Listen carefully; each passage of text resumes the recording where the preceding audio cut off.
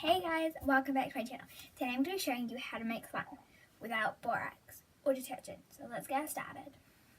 So you'll need some glue, baking soda, something to mix with, and something to mix in. I'm just going to use this cup. You will also need some contact solution. So firstly, you want to start by putting the glue into your container, and that will be the much glue you put in, that will be how much slime you'll have. Get your baking soda and put a little bit in. Start little and then add more, and then you want to mix it.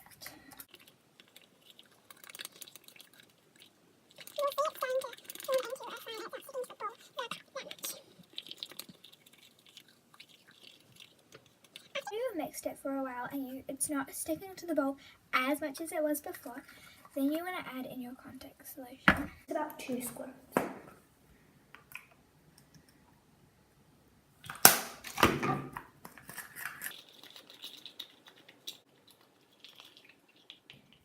Then you should get a slime that looks like this. And you can add food coloring or glitter if you want. Okay guys, that's how to make this really cool slime. Hopefully you guys can make it. Remember to comment, like, and subscribe. Bye!